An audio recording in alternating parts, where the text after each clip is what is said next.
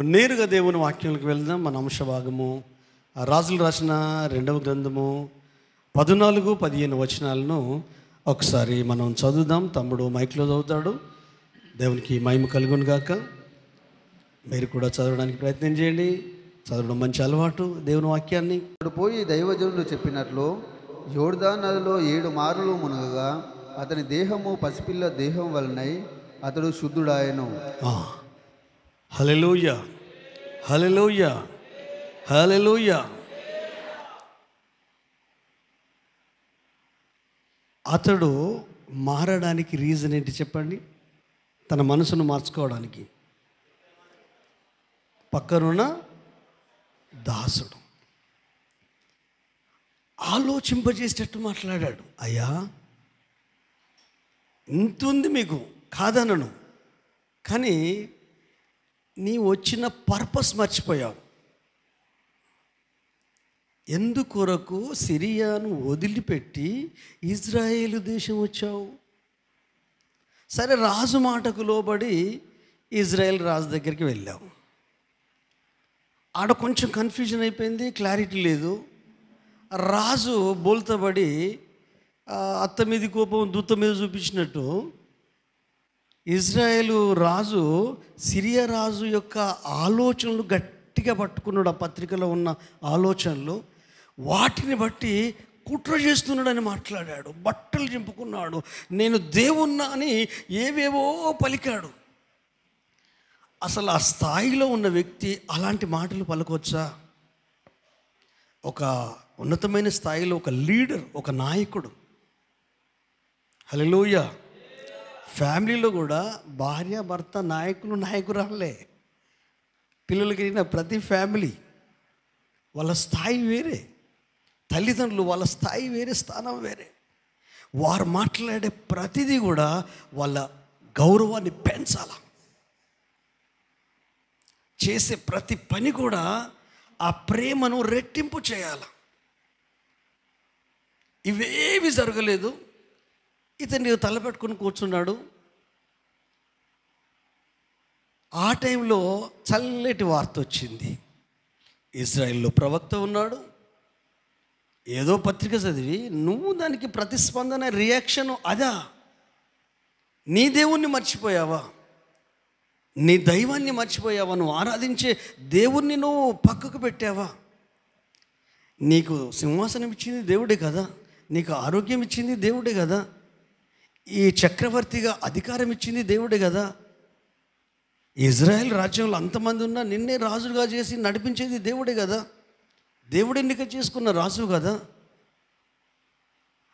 దేవుని ఎలా మర్చిపోయావు? దైవజనుని ఎలా మర్చిపోయావు? దైవజనుని దగ్గరికి పంపించు. ఈ వార్త విన్నప్పుడు మారు మాట మాట్లాడకుండా వాళ్ళను ఎలీషా దగ్గరికి పంపించాడు. వెళ్తున్న సమయంలో నా రోగం బాగైపోద్ది, నేను మంచిగా అయిపోతాను, ప్రాబ్లం ఏం లేదు, ఇక ఇన్ని సంవత్సరాల నుంచి ఉన్న ఈ జబ్బు వ్యాధి ఇక అక్కడికి వెళ్ళిన మరుక్షణం నుండి నా లైఫ్ చేంజ్ అయిపోతుంది, ట్రాన్స్ఫార్మ్ అయిపోతుంది, మల్టిప్లై అయిపోతుంది అనుకున్నాడు. వెళ్తున్నాడు. ఈ అనుకున్న దాంట్లో కొన్ని ఆలోచనలు చొప్పించుకున్నాడు. ఏంటి ఆలోచనలు? నేను సైన్యాధిపతిని కదా, నేను పరాక్రమశాలిని కదా, నా ఆధిక్యతలు ఇవి కదా, నా స్థాయి, నా స్థానం ఇది కదా. ఎప్పుడైనా వీటిని ఎక్కువ మనం అంటుపెట్టుకుంటే అవతలి వ్యక్తి నా స్థాయికి తగ్గట్టే నన్ను ట్రీట్ చేయాలని కోరుకుంటాం. హల్లెలూయా. యేసయ్యా భూమి ఆకాశమునకు పైన ఉన్న దేవుడు, రాజులకు రాజు, అధిపతులకు భూపతి, హల్లెలూయా, ప్రభులకు ప్రభు. మనిషి అంటే మనిషి బతుకు అలాంటి శరీరాన్ని ధరించుకొని ఈ భూమి మీదకి వచ్చి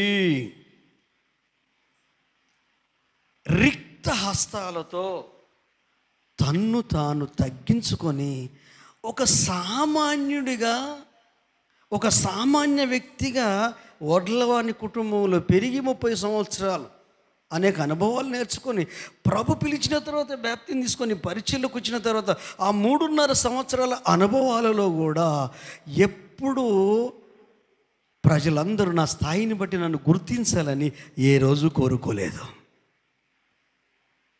హల్లెలూయా. దీన్ని నేను ఫాలో అవుతానండి. యేసు కంటే గొప్పోడు కాదు సేవకుడు.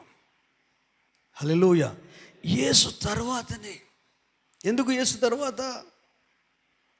స్థాయి ఆయనదే.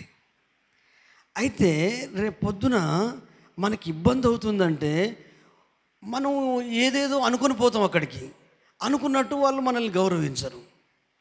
అప్పుడు నీకేమనిపిస్తుంది? బాధ అనిపిస్తుంది. అంటే నా స్థాయిని బట్టి నాకు గౌరవం దొరకాలి. నువ్వు కోరుకోవడం తప్పు కాదు, కానీ దానికంటే ఎక్కువ ఈ గౌరవం ద్వారా నా యేసయ్యకు మహిమ వస్తుందా? ఈ ఘనత ద్వారా యేసయ్యకు మహిమ వస్తుందా?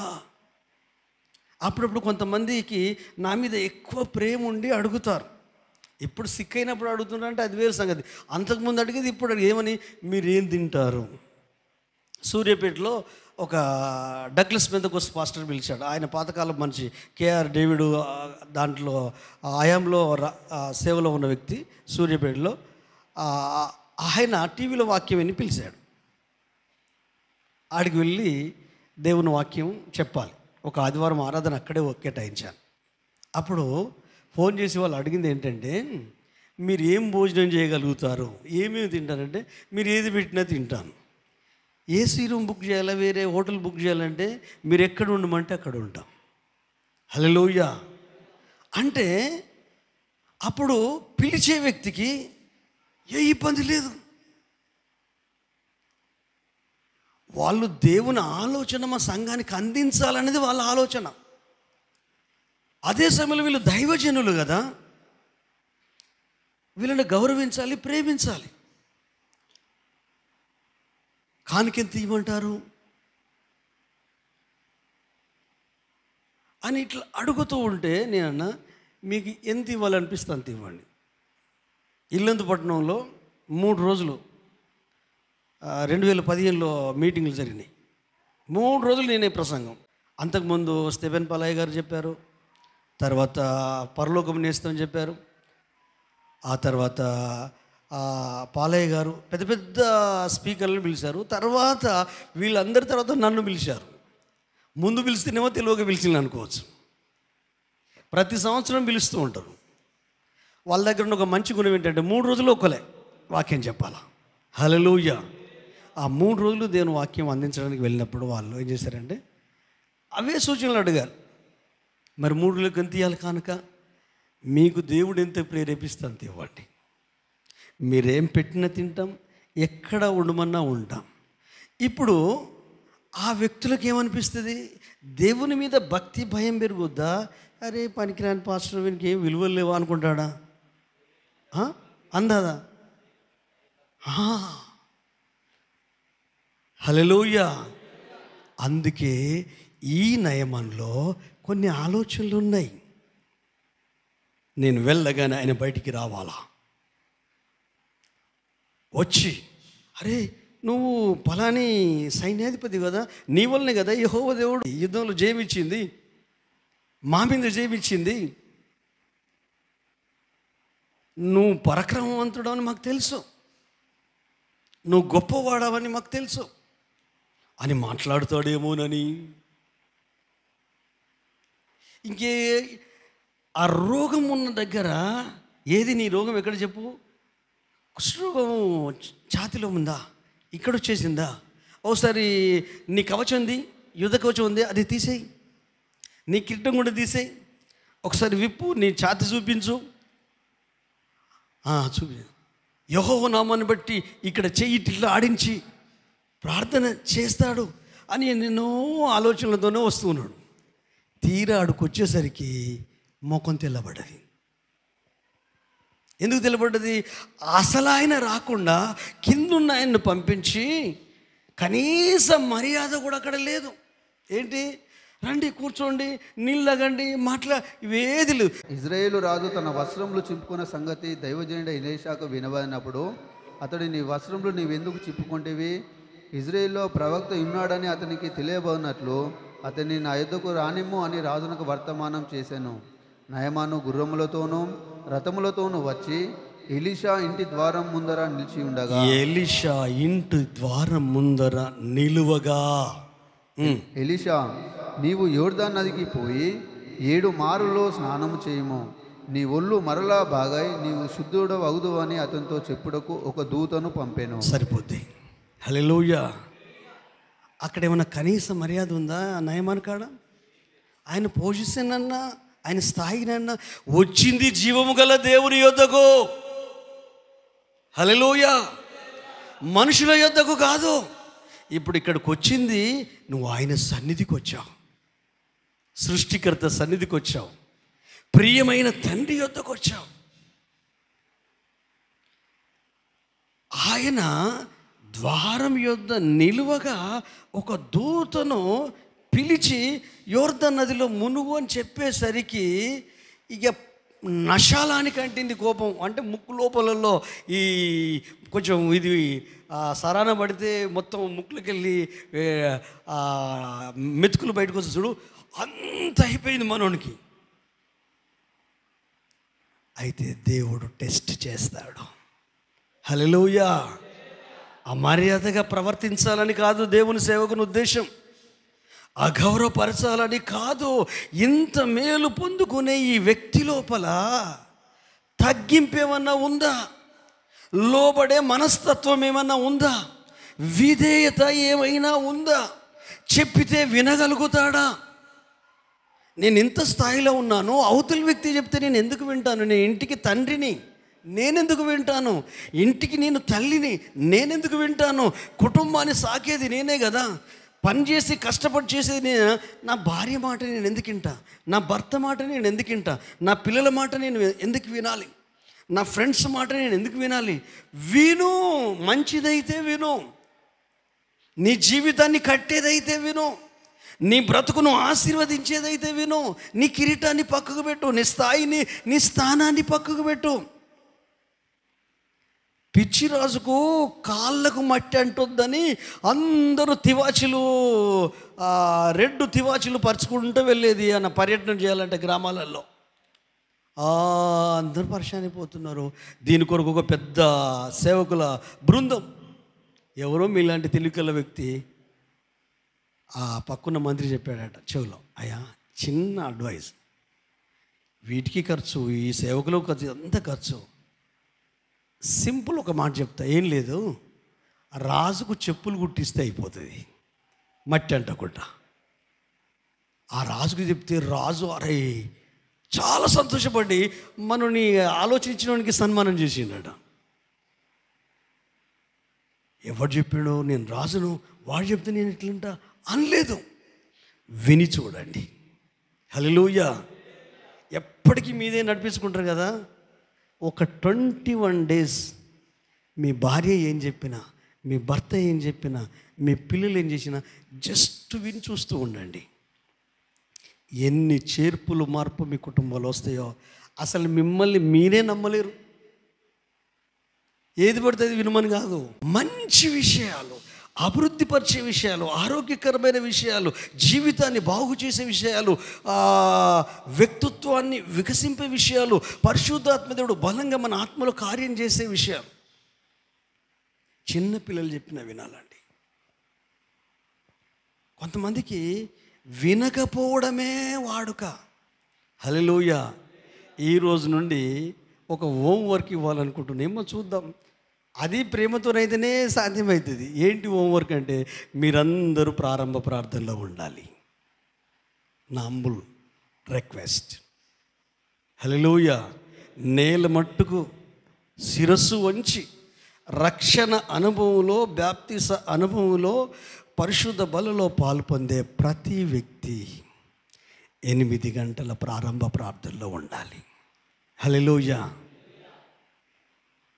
చూద్దాం. టెస్ట్ కాదు ఇది, పరీక్ష అనుకోండి. మీరు ఏమని అనుకోండి, నేను ఈరోజు నాకు పరీక్ష ఎదురైంది నేనేమన్నానంటే ఒక 10 నిమిషాల ముందు ఉండాలి. 10 నిమిషాల దాకా 8 గంటలకు ముందు ఉండాలి జాన్ అని 2 రోజుల నుంచి జాన్కు చెప్తున్నాం. నేను ఒక కృతజ్ఞత కొడుకు వెళ్ళి వచ్చేసాం. తర్వాత అందరం రెడీ అయినాం. కారు తీద్దామంటే కారు పంచర్ అయింది. అసలు ఇటు ఆటోలు ఇరికిరికురాడు. ట్రై చేసాము, 10 నిమిషాలు సక్సెస్ కాలే. మళ్ళీ ట్రై, అసహనం వస్తలేదు, బాధ వస్తలేదు, నాకు దయ్యంగాని మీద కోపం వస్తుంది. హల్లెలూయా. మీరు మారాలని ఎప్పుడు అనుకుంటారో అప్పుడు దయ్యం పనిచేస్తుంది. మీరు మనస్ఫూర్తిగా చేంజ్ అవ్వాలని మీ మనసులో ఎప్పుడైతే అనుకుంటారో అప్పుడు వాడు వర్క్ చేస్తూనే ఉంటాడు. ఊహించని రీతిలో వాడు గుర్తుపట్టలేం. మనం కామన్గా పంచర్ అవుతుంది కదా, ఇప్పుడే ఎందుకైంది, ఈ టైంకి ఎందుకైంది, అచ్చా ఈ టైంకే మేము ఎందుకు చూసుకున్నాం. ఇదంతా ఇంటర్లింకు. మీ లైఫ్లో దేవుని యొక్క ఆలోచన నెరవేర్చబడకుండా చేసే ప్రతిదీ మీ ఆత్మీయ అభివృద్ధిని, భౌతిక ఆశీర్వాదాన్ని అడ్డుకునే ఒక దొంగ దోపిడీదారి. హల్లెలూయా. గమనించండి, ఈ వ్యక్తి ఇన్ని అనుభవాలు లోపల ఉన్నాయి. ఇక్కడ ఉన్నాడు, అతన్ని అవమానించాలని కాదు ఆయన ఉద్దేశం, అతన్ని బాధ పెట్టాలని కాదు, కానీ పరీక్షించాడు. లోపడతాడా లేదా, విధేయత చూపుతాడా లేదా. అంటే ఇప్పుడు మనసు నిండా ఏముంది, తనను గురించిన ఆలోచన ఉంది, తన లైఫ్ను గురించిన ఆలోచన ఉంది, తన స్థానం గురించిన ఆలోచనలతోనే వస్తున్నాడు, బాగా అవ్వాలని వస్తున్నాడు. ఇవన్నీ మైండ్లో ఉన్నాయి. ఎట్లా బయటికి రావాలి, నా దగ్గర నిలబడాలి,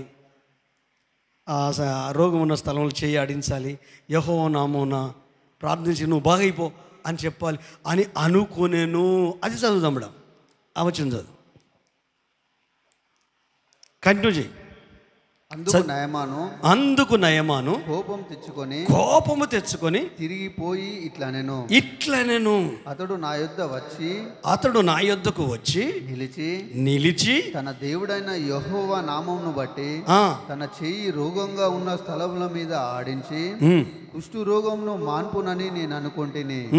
దమస్కు నదులైన అబానాయిను ఫర్ఫరును సరిపోద్ది. అనుకొంటిని. హల్లెలూయా. ఈ అనుకొంటినే డేంజర్ అండి, ఈ అనుకొంటినే డేంజర్ అండి. నేను అడిగిపోతే నన్ను ప్రేమించి అనుకున్నా, నాతో మాట్లాడతారని అనుకున్నా, నన్ను గుర్తిస్తారని అనుకున్నా, నాకు విలువిస్తారని అనుకున్నా, మనం అనుకున్నవేవి జరగవు. యేసు నీ జీవితంలో ఏమనుకున్నాడో అవి జరుగుతాయి. హల్లెలూయా. ఒక గురితో ఉన్న వ్యక్తి డిస్టర్బ్ కావద్దు. ఒక పర్పస్తో జీవించే వ్యక్తి డివేట్ కావద్దు. ఒక దారిలో, ఒక మార్గంలో ఉన్న వ్యక్తి దారి తప్పిపోవద్దు. ఎందుకు నీ ప్రాంతాన్ని వదిలిపెట్టావు, ఎందుకు నీ గ్రామాన్ని వదిలిపెట్టావు, ఎందుకు నీ దేశాన్ని వదిలిపెట్టావు, సిరియాను ఎందుకు ఇజ్రాయేలు దేశంకి వచ్చావు? వచ్చిందే రోగం బాగా అవడానికే. అది మర్చిపోతారండి అందరూ. జరిగిందేదో అదే చెప్పాలి, 2 మాటలలో అర్థం చేయించాలి ఆ ప్రాబ్లం, అంతే. నేను రాజుకు సైన్యాధిపతిని, నా ద్వారా యెహోవా జయాన్ని ఇచ్చాడు, నేను పరాక్రమశాలిని, నాకు ఘనత ఉంది, ప్రజలు నీరాజనాలు పలుకుతున్నారు, నాకు గొప్ప పేరు పలుకుబడింది, మంచి ఫ్యామిలీ ఉంది. అదే సమయంలో కుష్ఠరోగం కూడా ఉంది. పలానా దగ్గరికి వెళ్ళాను, ఆ రోగం నుంచి యేసయ్య బాగు చేశాడు. దీంట్లో ఏమైనా ఉందా? ఏం లేదు. అంటే సిచ్యువేషన్ గుర్తు చేశారు, రోగాన్ని గుర్తు చేశారు, స్వస్థత వచ్చిందని చెప్పేశారు. ఎంత సింపుల్ అండి. హల్లెలూయా. దైవిక జ్ఞానము, భౌతిక జ్ఞానం ఉంటే మీ మాటలు పొదుపుగా ఉంటాయి. హల్లెలూయా. ఎవరైనా మాట్లాడుతూ ఊకే లోడలోడ వాకండి. నీ విలువను దెబ్బతీసేదే ఈ ఊకే వదురు. కొంచెం దలిగించుకుంటూ వదిలిపెట్టారు చూడు. జస్ట్ ఏం మాట్లాడుతున్నావు అదే మాట్లాడు, ఇంకా వేరే ఏది మాట్లాడు. మీరిద్దరు ఉన్నప్పుడు థర్డ్ పర్సన్ కొరకు అస్సలే మాట్లాడదు. 3వ వ్యక్తి, అది భార్య అవ్వచ్చు, భర్త అవ్వచ్చు, పిల్లలు అవ్వచ్చు, తల్లిదండ్రులు అవ్వచ్చు, ఇంకెవరన్నా అవ్వచ్చు. జస్ట్ ఫేస్ టు ఫేస్ మీరు ఇద్దరు ఉన్నారు కదా, మీ ఇద్దరు విషయాలు మాట్లాడుకోండి. థర్డ్ పర్సన్ మాట్లాడుతున్నామంటే అయిపోయింది లైఫ్. ఈ వ్యక్తి అనుకున్నాడు, అనుకోవడం మోసమా కాదా? నేను బాగు చేస్తాడని అనుకున్నా, నా దగ్గరికి వచ్చి నిలబడతాడు అనుకున్నా, చెయ్యి ఆడిస్తాడు అనుకున్నా, రోగం బాగైపోవునుగా అంటాడు అనుకున్నా, యెహోవా నామాన్ని బట్టి ఉచ్చరిస్తాడు అనుకున్నా, ఆ మనిషే బయటికి రాలేదు, కింద మనిషిని పంపించాడు అని కోపంతో వెనుకకు తిరిగి వెళ్ళాడు. హల్లెలూయా. కానీ కింద ఉన్న దాసులు ఎవరైతే ఉన్నారో, వయసులో పెద్దోడో చిన్నోడో మనకు అక్కడ రాయబడలేదు, కానీ సహవాసం అనేది మోస్ట్ ఇంపార్టెంట్ అండి. నీతో ఎవరుంటున్నారో ఇంపార్టెంట్. ఫ్యామిలీ ఉంటుంది, పిల్లలు ఉంటుంది, పనిచేసే స్థలంలో, సంఘ సహవాసంలో ఎవరు నీతో ఉంటున్నారు ఎక్కువ సమయం, ఉద్యోగరీత్యా, కుటుంబరీత్యా, సంఘరీత్యా, సహవాసరీత్యా ఆ ఉంటున్నప్పుడు ఆ సహవాసం ఏం చేస్తుందంటే, ఒక వ్యక్తి తప్పు చేస్తే ఇది తప్పు అని చెప్పకుండా ఇలా చేస్తే బాగుంటుంది అని చెప్పగలిగే వ్యక్తులు కావాలి. హల్లెలూయా. అది తప్పు అని తెలుసు, కోపం తీసుకోవడం తప్పని తెలుసు, రౌద్రంగా వెళ్ళిపోవడం తప్పని తెలుసు. ఇన్ని నదులలో నేను బాగవ్వలేనా ఏంటి, ఆ మనిషి బయట కూడా రాలేదు, ఏవేవో అనుకున్నాను, అసలు వేస్ట్ అయ్యా ఇజ్రాయేలు దేవుడు, ఆ సేవకులు వేస్ట్ అయ్యా, క్రైస్తవులు వేస్ట్ అయ్యా, ఆ దేవుని ప్రజలు వేస్ట్ అయ్యా అని ఏమేం మాట్లాడాడో మనకు తెలియదు. కానీ కోపం ఎప్పటికుంటుందండి? కోపం ఎప్పటికుంటుందా? ఉండదు. కొద్దిసేపల్లో కోపం పోయింది. ఆ సమయంలో నాయన, ఇప్పుడు 70 కిలోల బంగారం తీసుకుని వెళ్ళాం కదా, ఓ 10 కిలోలు ఆ ప్రవక్తకి ఇవ్వమంటే ఇవ్వగలదు? ఇవ్వగలదు నువ్వు ఖచ్చితంగా. మరి నేను ఏమన్నా ఇవ్వమన్నాడా? పైసా ఖర్చు లేకుండా. హల్లెలూయా. ఉచితంగా బాగైన వ్యక్తి ఎప్పుడు కూడా డబ్బులు ఇవ్వద్దు. హల్లెలూయా. కృతజ్ఞత కానుకగా యాజకునికి దేహాన్ని కనపరిచి గల్లపెట్టెలో వేయాలని ఉంది, కానీ నన్ను బాగు చేసినందుకు నేను ఇస్తున్నా అంటే అసలు దేవుడు అది తీసుకోడు. వాక్యానుసారం అది తప్పు. అప్పుడు మనిషికి ఏమైపోద్దో రానున్న దినాల్లో మనం ధ్యానిస్తాం. అయితే ఈ వ్యక్తిని, నాయన ఏనదైతేంది, నువ్వు బాగా కావాలా వద్దా? నువ్వు వచ్చింది దేనికి? నీ ఆలోచన ఏంటి? ఇన్ని సంవత్సరాల నుంచి నీ బతుకులో ఏమైనా మార్పు వచ్చిందా? నువ్వు మారే అవకాశం ఇక్కడ దాకా వచ్చి, నోటి దాకా వచ్చిన కూడును కంచాన్ని కాలుతూతాన్ని గుర్రుని వెళ్తే మనకేనయ్యా నష్టం అన్నసరికి మనోని మైండ్ చేంజ్ అయింది. అందుకే దైవజనుని మాటను బట్టి అతడు యోర్దాను నదిలో 7 మార్లు మునిగి లేచిన వెంటనే బాగైపోయాడు.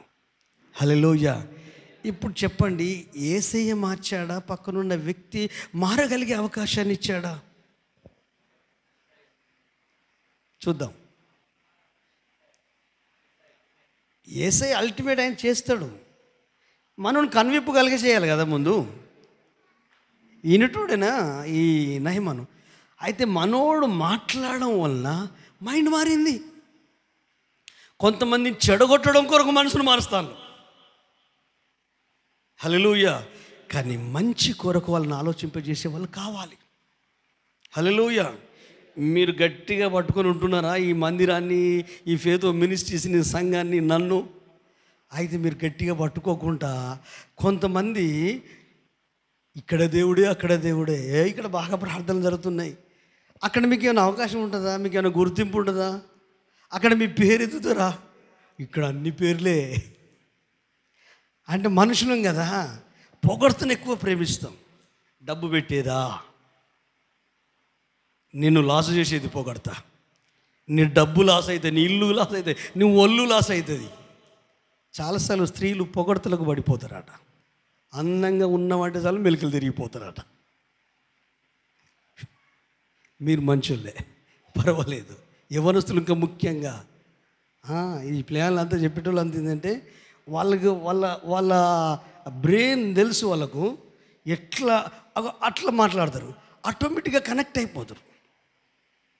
ఎందుకంటే ఆలోచన తక్కువ, తొందర అడక్ట్ అయిపోతారు. పిల్లల జీవితాలు పాడవడానికి ఎక్కువ దూరదృష్టి ఉండదు. ఈ పక్కనున్న వ్యక్తి నయమాన్ లాంటి వ్యక్తిని ఆలోచింపజేసే, కొత్తదేం చెప్పలేదు సుమా, కొత్తదేం చెప్పలే, కొత్త సిద్ధాంతమో కొత్తదా ఇదో ఇంకేదో చెప్పలేదు. తెలిసిన విషయమే, తన ముందు జరిగిన విషయమే, ఇక్కడ జరిగిన విషయమే, వాళ్ళ జీవిత విషయమే, అక్కడ ఎలీషా చెప్పిన విషయమే, అదే చెప్పాడు. అయ్యా మునిగితే తప్పేంటి, మునుగుదాం, ఒకవేళ నువ్వు మునుగంటే నేను కూడా మునుగుతా నీతో పాటు అన్నాడేమో. ఒప్పింప చేయాలి కదా, అలాగ మునిగాడు. ఈ విషయాల్లో ముందు నయమానుకు మనసు మార్చుకున్నాడు. హల్లెలూయా. మనసు మారడానికి కిందున్న దాసుడు ఒక పాత్రగా వాడబడ్డాడు. ఆయనదేం లేదు గొప్పతనం, ఆ దాసుని ఏం లేదు. అయ్యా నేను చెప్పకపోతే నువ్వు బాగేటోనివా, నువ్వు చెప్పకపోతే నీ రోగం బాగవునా, నువ్వు ఇంటికే వెళ్ళిపోదావు, మనకి ఇటునే సంవత్సరాల తరబడి బతుకుదు, కాబట్టి ఏమన్నా చూడవా నన్ను, నాకు కొంచెం పోస్ట్ వేరే రాజుకు చెప్పి అన్నా అల్లా. ఎందుకంటే మనం జస్ట్ పాత్రలమే, బ్రతుకులు మారడానికి, జీవితాలు మారడానికి, కానీ మార్చేది యేసయ్యే. హల్లెలూయా. గుర్రాన్ని నీళ్ళ దగ్గరే తీసుకుపోతాం. హల్లెలూయా. నీళ్ళు తాపిస్తామా? మీరు మందిరం దాకా తీసుకురాగలుగుతా. ఇప్పుడు నేను చెప్పేది ప్రతిదీ మీకు అర్థమవ్వాలన్న రూల్ ఉందా? మీరు అనుసరించాలన్న రూల్ ఏమైనా ఉందా? మీరు లోబడాలి, మీరు విధేయత చూపాలి, రూల్ ఏమైనా ఉందా? అయితే మీ విఘ్నతకే, మీ ఆత్మీయ పరిశీలనకే పరిశుద్ధాత్మ దేవుడు వదిలేస్తాడు. ఎప్పుడు కూడా దేవుడు ఫ్రీ విల్ ఇస్తాడు. చెడిపోవాలని కాదు, మంచి చెడులు వివేచన కలిగిన సామర్థ్యం ప్రతి ఒక్కరి లోపల ఉందండి. తాగితే తప్పని తెలుసు, తాగకుండా ఉండలేడు. బూతులు మాట్లాడితే తప్పని తెలుసు, బూతులు మాట్లాడకుండా ఉండలేడు. కోపం వస్తే కొన్ని అనర్థాలు జరుగుతాయని తెలుసు, కానీ కోపం చేయకుండా ఉండలేడు. బాధ పెడితే తప్పని తెలుసు, కానీ బాధ పెట్టకుండా ఉండలేడు. మాట్లాడకపోతే తప్పని తెలుసు, కానీ మాట్లాడకపోతే పిల్లలు సంతోషంగా ఉండలేరు. అంటే ఒక్కసారి ఆలోచించు, నిజమైన మారు మనసు పొందిన ఏ వ్యక్తి అయినా ఉదయకాలం లేచి ప్రార్థన చేసుకుంటాడు, బైబిల్ ఖచ్చితంగా చదువుకుంటాడు. హల్లెలూయా. అయితే మనం ఉదయకాలం లేచిన తర్వాత అందరూ 100% చేసే ఫస్ట్ పని ఏంటిది? మొబైల్ ఎక్కడున్నది, మొబైల్ ఎక్కడుంది. ఒక ఫ్యామిలీ ఉందండి, ఇద్దరు చదువుకున్న వాళ్ళు, విద్యార్థులు. తల్లికి మంచి జాబ్, తండ్రికి మంచి జాబ్. చాలా సంవత్సరాల తర్వాత కూతురు పుట్టిందండి. అపరూపంగా ఆ పాపను పెంచుకున్నారు. కానీ 3 నుంచి 5 సంవత్సరాల వయసు వచ్చేసరికి ఏమైపోయిందంటే, ఈ తల్లిదండ్రులు వాళ్ళ పనులలో నిమగ్నమైపోయారు.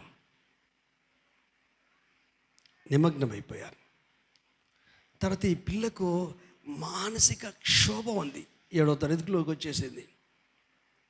బాధపడుతుంది. మమ్మీ దగ్గరికి వెళ్ళి, మమ్మీ ఈ లెసన్ నాకు అర్థం కావట్లేదు మమ్మీ అంటే, నోరు మూసుకో, డాడీ చెప్తాడు పో. డాడీ దగ్గర, డాడీ అరే నాకు ఇవాళ ఆఫీస్ వర్క్ కుదిరి నేను చెప్పలేనురా, నువ్వు మమ్మీ దగ్గర పో. ఏంటి అంటే, అరే అమ్మమ్మ ఉంది కదరా, అమ్మమ్మ దగ్గరికి పో. ఆమె నేను ఇప్పుడు చూడలేను, అమ్మమ్మ రూమ్ వేరే, డాడీ రూమ్ వేరే, మమ్మీ రూమ్ వేరే, ఈ పిల్ల రూమ్ వేరే. అయితే ఈ 3 రూమ్లలో వీళ్ళు ఏం చేస్తున్నారు? మొబైల్.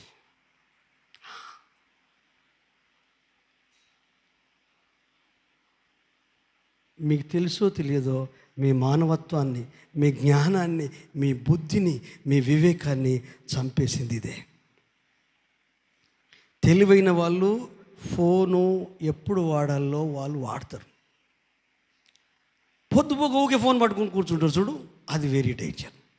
ఏం చేయాలో అర్థం కాదు. అటుపోతే ఇటు వస్తారు, మొబైల్ పట్టుకుంటారు, అటుపోతే ఇటు వస్తారు, మొబైల్ పట్టుకుంటారు. అరే ఎంత దరిద్రం అండి. మొబైల్కు మనిషి బానిస అయిపోయాడు.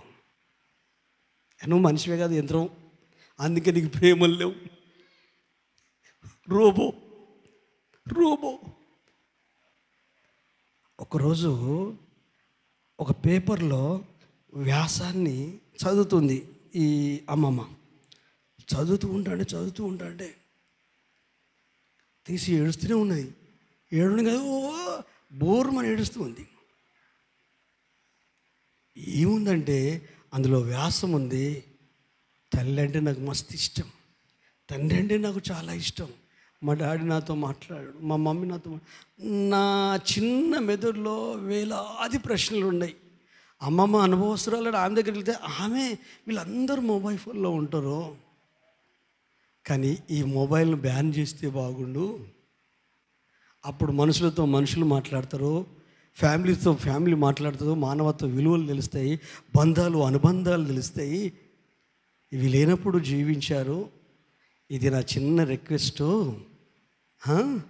ప్రధానమంత్రి గారు ఏమన్నా మిమ్మల్ని అయితే కాదు కానీ చేయన్నప్పుడు ఏడుస్తుంది. తీరా చూస్తే ఈ పిల్ల చదువుకున్న స్కూల్ నుండే వచ్చింది వ్యాసం. ఇంకా కిందికి చూస్తే ఈ పిల్ల పేరే ఉంది. హల్లెలూయా. అప్పుడు వెంటనే వాళ్ళకి అర్థమైంది ఏంటంటే ప్రతిదానికి సమయం ఉంది. పనికి సమయం ఉంది, నిద్రకు సమయం ఉంది, ఆకలికి సమయం ఉంది, ఫోన్ చూడడానికి సమయం ఉంది. కుటుంబాన్ని పిల్లలను నిర్లక్ష్యం చేసి వయసుతో సంబంధం లేకుండా, చదువు సంధి లేకుండా, గొడ్ల కాడికి వెళ్ళే వ్యక్తి అయినా, బర్రెల కాడికి వెళ్ళే వ్యక్తి అయినా, మేస్త్రీనైనా, ఆటో అని ఏదైనా వాళ్ళైనా స్మార్ట్ ఫోన్. అసలు మనుషులతో మనుషులు కలిసి ఉండగలుగుతున్నారండి? ఈ ఎలక్ట్రానిక్ మీడియా చూడకండి, దరిద్రవంతులనే ఉన్నది. డిబేట్లు చూడకండి, ఏ వాక్యం పడితే ఆ వాక్యం వినకండి, ఎక్కడ పడితే అక్కడికి వెళ్ళకండి, ఎవరి ప్రసంగాలు పడితే వాళ్ళ ప్రసంగాలు వినకండి. ఎవరి మాటలు వింటే నీ జీవితంలో మార్పు కలుగుతుందో అలాంటి మాటలు వినండి. నాయే వినమని చెప్పట్లేదు. మీ మనసులో, మీ అంతరంగంలో ఆత్మీయ మార్పు తీసుకురావాలి. కుటుంబ విలువలు నీకు తెలియాలి, బంధాల విలువలు తెలియాలి, ఫ్యామిలీ విలువ తెలియాలి. ఆ విలువ తెలిసే కదా నోవాహు తన ఫ్యామిలీని, కోడళ్ళను, భార్యను సిద్ధం చేసుకొని ఓడలోకి వెళ్ళాడు. ఆ విలువ తెలిసే కదా హానోకు భార్య పిల్లలు కలిగి దేవునితో పాటు నడిచాడు. హల్లెలూయా. నాకు తెలిసి ఇది నేను అనుకుంటున్నా, నాకు దేవుడు ఈ గత 10-15 సంవత్సరాల్లో ఇచ్చిన ఆలోచన ఏంటంటే ఈ భూమి మీద నేను క్రీస్తుతో నడవాలి. ఇది నాకు గట్టిగా పడింది. హల్లెలూయా. పరలోకం పోతాం నిరీక్షణ ఉదరగొట్టుడు కాదు, గట్టి గట్టి ప్రసంగాలు కాదు, పరిశుద్ధాత్మ గంతులు కాదు, చప్పట్లు కొట్టుడు కాదు. ఎందుకంటే బైబిల్ చెప్తుంది పేతురు భక్తుడు ద్వారా, చీకటిలో నుండి వెలుగులోనికి పిలిచిన వాని గుణాతిశయములు ప్రచురించు నిమిత్తము రాజులు, యాజకులు, దేవుని ప్రజ, పవిత్ర జనము, ఏర్పాటు చేసుకున్న జనం. అంటే యేసయ్య సుగుణాలు ఎట్లా ప్రతిబింబింపజేస్తాయి చెప్పండి? మన ప్రవర్తనల ద్వారానే, మన క్రియల ద్వారా, మన నిర్ణయాల ద్వారానే. ఇక్కడ ఈ భూమి మీదనే మన బ్రతుకులో మార్పు లేకపోతే పరలోకం వెళ్ళే ధైర్యం మనకుందా? అందుకే నేను పరలోకం గురించో మర్మాల గురించి ఎక్కువ నేను చెప్పను. ఫస్ట్ భూమి మీద యేసయ్యతో నువ్వు నడువు. హానోకు నడిచినట్టు నడువు, నోవాహు నడిచినట్టు నడువు, అబ్రహాము జీవించినట్టు జీవించు, ఇస్సాకు బ్రతికినట్టు బ్రతుకో. ఆది అపోస్తుల కాలములో అపోస్తులు హతసాక్షులయ్యారే. ఆది అపోస్తుల కాలములో ఆది సంఘములను విశ్వాసులందరూ విశ్వసించిన వారంతా ఏక హృదయం, ఏకాత్మ కలిగి చిరస్థిర ఆస్తులను తీసుకొచ్చి అపోస్తుల పాదముల యొద్ద పెట్టారు. వాటిని అమ్మి వాటి వెల. స్వార్థం చచ్చిపోయాక ఈ క్రీస్తే ఉంటాడు కాదండి. స్వార్థం ఉంటేనే ఇగో, స్వార్థం ఉంటేనే లోబడని మనస్తత్వం, స్వార్థం ఉంటేనే హై. అందుకనే ఏబిసిడీలలో ఈ అన్ని అక్షరాలు వంగుతాయి కానీ ఒక ఐ వంగుతుందా అండి? అందాదా? వంగదు. అయ్యట నేను, ఆ నేననేది చచ్చితేనే నువ్వు బతుకుతావు. హల్లెలూయా. బతకాలంటే అది దేవుని ప్రేమకే సాధ్యం. సాధ్యం కావాలంటే నయమాన్ కింద ఉన్న దాసులు లాంటి వాళ్ళు ఉంటారు చూడు, వాళ్ళు ఆలోచింపజేస్తారు. వాళ్ళు మీ భర్త అవ్వచ్చు, మీ భార్య అవ్వచ్చు, పెద్దలు అవ్వచ్చు, చిన్నలు అవ్వచ్చు, నాలాంటి దైవజనుడు అవ్వచ్చు. హల్లెలూయా. అయ్యా నేను అన్నీ చేస్తున్నాను అయ్యా, నా కొడుకు కొరకు, నా బిడ్డ కొరకు. వాడు మారకపోతే నేనేం చేయాలి? ఆలోచింపజేయాలి. ఢిల్లీలో ఒక టీచర్ ఒక పని చేసేది. ఢిల్లీలో ఒక టీచర్, లేడీ టీచర్, వండర్ఫుల్, నాకు చాలా ముచ్చటేసింది. ఈ చిన్నపిల్లలు వీళ్ళంతా, మా చార్లెస్ వెస్లీ, కిఫీ గారంతా, ఇంకా వీళ్ళంతా పిల్లలు చూడు, వీళ్ళంతా ఈ పిల్లలందరూ ఫోన్కి అడిక్ట్ అయిపోయారు. మా ఊడు ఇంటలేడయ్యా అంటాం మనం. అయితే తప్పు పట్టొద్దు, మనమే పిల్లలకు అలవాటు చేశాం. తింటలేడు, ఫోన్ ఇచ్చి తినబెడుతున్నాం. అంతకుముందు ఎట్లా చేసేది పెద్దలు? పాతలు చెప్పండి, చందమామ రావే, జాబులు రావే, కథలు చెప్తూ, నీతి కథలు చెప్తూ తినబెట్టేది. ఇప్పుడు ఫోన్ ఇస్తే వాడు 2 ప్లేట్లు అనేది తింటాడు, మరి ఒంటికి పడతలేదు. మళ్ళీ ఇస్తూరు మట్టి బక్క పలసకుంటున్నాడు. 3 పిల్లలు పెద్దోడు తిన్నట్టు, మనం తిన్నట్టు తింటాడు, కానీ ఒంటికి మాత్రం పడతలేదు. స్కూల్లో వదిలిపెట్టరు, ఇంటికి అక్కడ తీసుకెళ్తారు. ఈ ఫోన్ ఈ పిల్లలకు తల్లిదండ్రులంతా ఫస్ట్ క్లాస్ నుండి నర్సరీ నుండి ఫస్ట్ క్లాస్ వరకు ఆ టీచర్కి చెప్పి, లేట్ టీచర్కి, మా పిల్లలు ఫోన్ వదిలిపెడుతున్నారు. ఇంటికి వచ్చిందంటే ఫోన్, ఇంటికి వచ్చింది ఏందో మరి. ప్రేమ మంచిది కానీ చెడగొట్టే ప్రేమ ఎందుకండి? దరిద్రం. అయితే మీరు అను, అబ్బా అడక్ట్ అయిపోయిన పాస్ట్ మేమేం చేయలేము. ఒక్క మాట చెప్తా, ఈ విషయంలో నువ్వు అబద్ధం ఆడితే తప్పలేదంట. ఫోన్ ఖరాబ్ అయిద్దని స్విచ్ ఆఫ్ చేసి పక్కకు పెట్టు, స్కూల్కి వెళ్ళేదాకా. మళ్ళీ సాయంత్రం 4 స్విచ్ ఆఫ్ చేసేసి, కనబడనీకు, పిల్లలకు కనపడనీకు. ఒక చిన్న ఫోన్ తీసుకో, ఎవరితో మాట్లాడాలండి. ఈ పెద్ద ఫోన్లో 1 నెల చేయి, 2 నెలలు చేయి, 3 నెలలు చేయి, వానికి ఆ మనసు పోతుంది. రేపు పొద్దున నువ్వు చూసినా కూడా వానికి ఏమైపోయిందంటే సమయాన్ని బట్టి చూస్తున్నాను. ఇప్పుడు ఉదయం నుంచి రాత్రి వరకు చూసావనుకో, నువ్వైతే చూస్తున్నావు, నాకు చెప్తున్నావు. ఇప్పుడు మావాడు అడుగుతాడు ఇంటికి పోయినాక, నేను ఎందుకు చూస్తున్నావు నాకు తెలుసు. కొంత కనువిప్పు కలిగించడం కొరకు, కొన్ని సమాచారం సేకరించి మీకు షేర్ చేయడం కొరకు, అది కూడా సమయాన్ని పెట్టుకొని చూడాలి. నేను కూడా దీని విషయంలో మినహాయింపు ఏం కాదు. నాతో మాట్లాడితేనే కదా దేవుడు మీతో మాట్లాడేది. నేను కూడా దేవుని కృపను బట్టి నేను దీని మీద జయం పొందబోతున్నాను. హల్లెలూయా. మీరు కూడా జయం పొందుతారని నమ్ముతున్నాను. నేనేం కంగారు పడట్లేదు. ఒప్పుకోవడంలో ఆశీర్వాదం ఉందండి, విధేయత చూపడంలో వినయం ఉంటుందండి, వారికి ఘనత గౌరవం వస్తుందండి. లోబడిన వాళ్ళకు అద్భుతం జరుగుతుందండి, జీవితంలో పెను మార్పులు వస్తాయండి. ఈ లేడీ టీచర్ ఏం చేసిందంటే, ఒకటినే దీనికి కన్నుకు రక్తం మరక ఉండి ఒకటి ఇట్లా కట్టుకుంది, దాని మీద రక్తం ఎర్రటి సీరాలండి, ఇక ఇట్లా అంతగా అవుతుంది. ఇక వీళ్ళు పిల్లలు బ్లడ్ చేయకపోతే లోపలికి వెళ్ళిపోతారు. నర్సరీ నుండి ఫస్ట్ క్లాస్ వరకు కమాన్ చిల్డ్రన్స్ అనగానే అందరూ ప్లేట్ చేసే స్థలానికి వచ్చిండ్రు. ఆ స్థలం కాడ ఇట్లనే చైర్ మీద ఇట్లా కూర్చున్నది. అందరు చూసి కంగారు పడుతూ అట్లా నిలబడ్డారు. అక్కడి నుంచి అందరు ప్లేట్లా నిలబడరు, అందరూ చూస్తున్నారు. ఫోన్ చూస్తేనే నాకు ఇట్లా అయిందని చెప్పింది. చెప్పి దీనివల్ల నాకు కన్ను పోయింది, ఇక బ్లడ్ కారుతుంది, ఇక బాగుపడే పరిస్థితి లేదంటే, చిన్నపిల్లలుగా ఏం చెప్పినా నమ్ముతారు కదా, ఫస్ట్ క్లాస్ లోపం. హల్లెలూయా. కొంతమంది నమ్మరు అనుకోండి, వాళ్ళు కొంచెం ఉద్దేశం ముదుర్లు, ప్రపంచం ముదుర్లు, నమ్మకపోయినా ఏదో నమ్మిస్తారు. 4 చెప్తే నమ్ముతారండి. అబద్ధాన్ని 4 చెప్తే నమ్ముతారు తెలుసా మీకు? అసలు మనం చేసే ప్రయాణం అంతా అబద్ధాలతోనే ప్రయాణం చేస్తాను. ఈ మాట ఇక్కడ చెప్పిళ్ళు, అక్కడ చెప్పిళ్ళు, మరి ఇది నిజమెంత వాస్తవం ఎంత తెలుసుకో. 10 మంది చెప్తే అది కరెక్టే అనుకుంటాం. ఇది మన అవివేకం. కానీ వాళ్ళ జ్ఞానం కొరకు 10 మంది ఇంట్లో ఉన్న వాళ్ళు చెప్పారు, అక్కడున్న టీచర్లు చెప్పారు. చెప్పిన ఒక 2 నిమిషాలకు ఈ మొబైల్ ఫోన్ ఇస్తే ఎవరు తీసుకుంటాడు? బాబు తీసుకుపో, ఫోన్ తీసుకుని, వద్దు అని భయపడుతున్నారు. హల్లెలూయా. నాకు అనిపించింది వాళ్ళు భయపడుతున్నారు, మంచి. ఆమె ఆలోచనకు నేను హ్యాండ్స్ అప్ చెప్తాను. హల్లెలూయా. ఆమెకు మార్చాలన్న ఆలోచన ఎప్పుడైతే వచ్చిందో, ఎట్లయితే మార్చగలుగుతాము అనే దాని మీద కొంచెం సమయం పెట్టుబడి పెడితే ఆ థాట్ వచ్చింది. అట్లా నీ లైఫ్ మీద, నీ జీవితం మీద, నీ కుటుంబం మీద దైవికంగా, ఆత్మీయంగా ఆయన రాకడ కొరకు నేను జీవించాలి.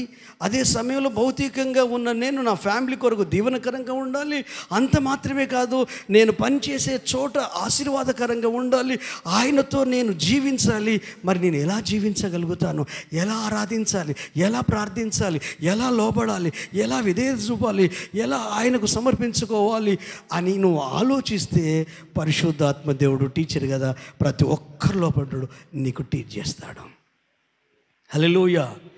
నీకు ఏం చేశాడు? ఇప్పుడు శ్రీధర్ వచ్చిండు, తమ్ముడు సౌజన్య వచ్చేదా, వీళ్ళిద్దరు వచ్చాడు. నిన్న వాళ్ళది కృతజ్ఞత కోడిక. నిన్నటికి 1 మంత్ అయింది. సామాన్యంగా మ్యారేజ్ డేలు చేసుకుంటాం, బర్త్డేలు చేసుకుంటాం. కృతజ్ఞత కూడిక అనేది దాదాపు పెట్టుకోం పెళ్లి విషయంలో. మ్యారేజ్ డే అప్పుడే 1 year సెలబ్రేషన్ అని అట్లా చేసుకుంటాం. 1 monthకే పెళ్ళికి పిలిచిన పాస్టర్లు అందరినీ పిలిచి వాళ్ళ ఇరు కుటుంబాల ఫ్యామిలీస్, అత్తగారి తరపున ఫ్యామిలీస్, వీళ్ళ తమ్ముని తరపున ఫ్యామిలీస్, వాళ్ళ సొంత వాళ్ళ కుటుంబాలతోనే పిలిచి కృతజ్ఞతలు చెల్లించడానికి పిలిచారు. వచ్చిన వాళ్ళందరూ ఆ హాల్ను చూస్తున్నారు, వచ్చిన పాస్టర్లను చూస్తున్నారు, జరిగిన ఆ ఏర్పాట్లను చూస్తున్నారు. అన్నిటికంటే ముఖ్యంగా అక్కడ ఉన్న ప్రతి పాస్టర్ని కానీ, నన్ను కానీ, ప్రతి ఒక్కరిని కానీ, పెద్దయ్య గారిని కానీ ఆకర్షించింది ఒకటి ఏంటంటే, దేవుడు చేసిన మేలును బట్టి కృతజ్ఞతలు చెల్లించాలనే ఆలోచన వచ్చింది చూడు. ఆ ఆలోచన గొప్పదని ప్రతి ఒక్కరు 2 భార్యాభర్తలను అభినందించిండు. మాకు కానికిచ్చిండు కానీ, మంచి భోజనం పెట్టిండు అని అభినందించలేదు. వాటి విషయాలు కాదు. అరే, ఈ వ్యక్తికి దేవునికి ఇద్దరు కలిసి ఆలోచించుకొని కృతజ్ఞత కూడికి ఏర్పాటు చేసుకున్న చిన్న బ్యాంకెట్ ఫంక్షన్ హాల్ అక్కడ ఒకటి ఉంది, ఎంగేజ్మెంట్ జరిగింది, అందులో చేశారు. అంటే నిజంగా కృతజ్ఞత కలిగిన కుటుంబాలను ఎవరిని చూసినా యేసయ్య మనసు మురిసిపోయి తడిసి ముద్దయిపోతుంది. నాలాంటి కాదు, అందరిది కూడా అట్లే అవుతాయి. హల్లెలూయా. అందుకే నేను అంటాను, యేసయ్య కంటే ఎక్కువ దేనిని ఎవరిని ప్రేమించొద్దు. హల్లెలూయా. ఆయన మీలోనూ మీతోనూ ఉన్నాడు. లైఫ్ ట్రాన్స్ఫార్మ్ అయిపోయింది, రోగం బాగైపోయింది. మాటలలో వర్ణిస్తే వస్తుందా? నయమాను మాటలలో వర్ణిస్తే వస్తుందా? రాదు. జరిగిన అద్భుతం, జరిగిన ఆశ్చర్యకార్యం, నా ఆలోచన, నా ప్రార్థన, నా భారము, దేవుడు నాకు అప్పగించిన సంఘాలను, సహవాసాలను నా మీద కాకుండా యేసయ్య వాక్యపు పునాది మీద కట్టాలని ఒక గట్టి తపన మొదటి నుంచే ఉంది. 2013లో గట్టిగా ప్రభు నాకు కొన్ని పాఠాలు నేర్పించాడు. ఎవడైనా ఈ నా మాటలు విని వాటి చొప్పున చేయు ప్రతి వాడు బండ మీద కట్టుకొని బుద్ధిమంతుని పోలియుండును. వాన కురిసెనో, వరదలు వచ్చెనో, గాలి విసిరి ఆ ఇంటి మీద కొట్టెనో, కానీ ఆ ఇల్లు పడిపోలేదు. కారణము బండ మీద పునాది. ఆ బండ క్రీస్తెవరు? వాక్యము. ఆయన శరీరధారి అయిన దేవుడు కృపాశాంత్య సంపూర్ణుడిగా మన మధ్యలో, మనలో నివసించాడు. ఆది యందు వాక్యం ఉంది, వాక్యము దేవుని యందు ఉంది, వాక్యము దేవుడై ఉన్నాడు. హల్లెలూయా. ఇప్పుడు వచ్చే ప్రతి మాట వాక్యే. ఈ మాటల ప్రకారము మీ మనసును మార్చుకోగలగాల. నయమాను కింద సహవాసంలో ఉన్న ఆ దాసుడు చెప్పినప్పుడు, ఆలోచింపజేసినప్పుడు, పరిశుద్ధాత్మదేవుడు ఇక్కడ ఉన్న ప్రతి ఒక్కరిని ఆలోచింపజేయడం కోరికే ఉంటుంది. నా ప్రసంగం అంతా ఎవరినో టార్గెట్ చేసి మాట్లాడడం ఉండదు. హల్లెలూయా. కారణం ఏంటంటే, ఒక్కసారి ప్రేక్షక పాత్ర నీలోను నువ్వే బయటకు వచ్చి నీ లైఫ్ను నువ్వే ఒకసారి చూడడం. ఎవరికి వాళ్ళు మీలో నుండి మీరే బయటకు రండి. ఇమాజినేషన్ చూసి ఒక్కసారి చూడు. మంచి చెడు అన్నీ చూడు. ఎక్కడెట్లా ప్రవర్తించావు, ఎక్కడెట్లా జీవించావు, పిల్లలతో ఎలా ఉన్నావు, కుటుంబంతో ఎలా ఉన్నావు, సంఘంలో ఎలా ఉన్నావు, సహవాసంలో ఎలా ఉన్నావు, దేవునితో ఎలా ఉన్నావు. చూస్తే అసలు మనమేనా అని ఆశ్చర్యపోయి మార్పు అప్పటి నుంచే స్టార్ట్ అవుతాయి. హల్లెలూయా. వింటే స్టార్ట్ కాదండి. ఎలీషా మాటలు వింటే స్టార్ట్ కాల. ఆ విన్న మాటల్లో ఒక వ్యక్తి ఆలోచింపజేశాడే అవే మాటలను. చేసే వ్యక్తులు ఎవరైనా మీకున్నారా ఆత్మీయులు? వాళ్ళు మీ భార్య అవ్వచ్చు, మీ భర్త అవ్వచ్చు, మీ పిల్లలు అవ్వచ్చు, మీ స్నేహితులు అవ్వచ్చు, సేవకులు అవ్వచ్చు, పెద్దలు అవ్వచ్చు, చిన్నలు అవ్వచ్చు. హల్లెలూయా. అలాంటి వాళ్ళను గమనించండి. అలాంటి వాళ్ళతో సహవాసంలో ఉండడానికి ప్రయత్నం చేయండి. ఆ సహవాసం యేసులోనే నడపాలి. ఆ సహవాసంలో యేసు తప్ప ఇంకేది ఉండొద్దు. మనకు కలిసి ఆయన కొరకు జీవించగలగాల. యేసుక్రీస్తుని గురించి మాట్లాడుకుంటున్నప్పుడు, ఆలోచిస్తున్నప్పుడు, పునరుద్ధరణైన యేసు మరియకు కనిపించిన తర్వాత ఇంకెవరికి కనిపించలేదు. ఆ ధన్యత శిష్యులిద్దరికీ కనిపించింది. వారి యొద్దకు యేసు తానే, వాళ్ళు ఆలోచిస్తుండగా యేసు తానే వారి యొద్దకు వచ్చి నడుచుచుండెను. ఏంటి మీరు మాట్లాడుతున్న విషయాలు ఏంటి అంటే, యెరూషలేములో కాపురముండి నీకు ఒక్కడికే తెలియదు ఈ విషయము అని దుఃఖముఖులై నిలిచారు. ఎవరి గురించి? ఇంకెవరి గురించి? నజరేయుడైన యేసును గూర్చి. ఇంకెవరి గురించి? నా జీవితాన్ని, నా బ్రతుకును, నా కుటుంబాన్ని, నా ఫ్యామిలీని, నా ఇంటిని, నా కుటుంబాన్ని కట్టిన ఆ దేవుని గురించే, ఆయన కార్యాలను గురించే. ఆయన గొప్ప దేవుడు, నా బ్రతుకును మార్చాడు, నా జీవితాన్ని మార్చాడు. ఆయన మాటలోను, వాక్యములోను, ప్రవర్తనలోను శక్తి గల ప్రవక్త అయ్యుండెను. ఏం మాట్లాడాడో అలా జీవించాడు, ఎలా జీవించాడో అలా మాట్లాడాడు. అలా మాట్లాడి చూడండి ఈరోజు నుండి. హల్లెలూయా. కష్టమే, ప్రయత్నం చేద్దాం, అభ్యాసం చేస్తాం. వెంటనే దేవదూతలం అయిపోం మనం. మనకైతే రూట్ దొరుకుతుంది కదా, ఒట్టుగానే మెట్టుగుట్టు ఎక్కలేం. హల్లెలూయా. ఒక్కొక్క అడుగు అటు వైపు పడితేనే కదా మెట్టుగుట్టు ఎక్కేది. స్టార్ట్ చేయండి ఈ రోజు నుండి. దేవుడు మీతోనే మాట్లాడుతున్నాడు, మీ కుటుంబ సభ్యులతోనే మాట్లాడుతున్నాడు. ఆయన మిమ్మల్ని ప్రేమించి మాట్లాడుతున్నారు, మీ ఆత్మీయ జీవితాన్ని ప్రేమించి మాట్లాడుతున్నారు, మీ వ్యక్తిగత జీవితాన్ని ప్రేమించి మాట్లాడు. ఒక్కటే ఆయన నిన్ను కోరుకునేది ఏంటంటే, విధేయతలో ఆశీర్వాదం ఉంది. నువ్వు లోబడి చూడు. ఒకప్పుడు టీచర్ కొడితే పిల్లలకు చదువు వచ్చేది. ఇప్పుడు పిల్లలు ఏమంటున్నారు? సార్ నువ్వు కొట్టినావనుకో, నేను మా నాన్నని తీసుకొస్తా, మా మమ్మీని తీసుకొస్తా. ఇంకేం చేస్తున్నారు? మహిళా సంఘాలను తీసుకొస్తా. ఎవరి మీదకి? చదువు నేర్పే గురువుల మీదకి. బైబిలే చెప్తుంది, బెత్తం వాడకపోతే కుమారుడు కుమార్తె చెడిపోతారని. బైబిల్ ఎప్పుడు అబద్ధం కాదు. శిక్ష చంపడానికి కాదు. తల్లిదండ్రులకు భయపడరా? ఆ తాతకు, అమ్మమ్మకు, నాన్నమ్మకు భయపడరా? మమ్మీ డాడీకి భయపడరా? మరి సార్కు భయపడిపోతే ఎట్లా? సార్కి మన స్టూడెంట్స్ మీద కోపమా? వాళ్ళు చెడిపోవాలని ఏమైనా ఆరాటమా? నేను సార్నే అనుకోండి. దేవుని స్తోత్రం. ప్రవీణ్ సార్ ఉన్నాడు, సునీల్ సార్ ఇక్కడ ఉన్నారు. దేవుని స్తోత్రం. హల్లెలూయా. నేను టీచర్ని అనుకోండి, నో ప్రాబ్లం, నష్టమేం లేదు. మీరు అట్లా అనుకోండి, మీరు దీవించబడతారు. మంచి విషయాలు అయితేనే వినండి, అది పరిశుద్ధాత్మ చెప్తేనే లోబడండి, నీలో ఉన్న మనస్సాక్షి చెప్తేనే లోబడండి. మీ జీవితాలు ఆశీర్వదించబడతాయి. ఎందుకంటే కొంతమందికి జీవిత పరమార్థం ఈ రోజు వరకు కూడా తెలియదు. లైఫ్ అంటే ఏంటో తెలియదు, ఇప్పటికీ తెలియదండి. వయసు పైబడినా కూడా తెలియదు. ఎందుకు భూమి మీదకి వచ్చాం, ఎందుకు చనిపోతాం, ఎక్కడికి వెళ్తాం, ఉన్నప్పుడు యేసయ్య ఎలా జీవించాడు, ఎలా బ్రతికాడు. అసలు యేసుకు మించిన మంచి మాదిరి లేదు. అందుకే 4 సువార్తలు చదవండి, యేసును కేంద్రంగా చేసుకొని చదవండి.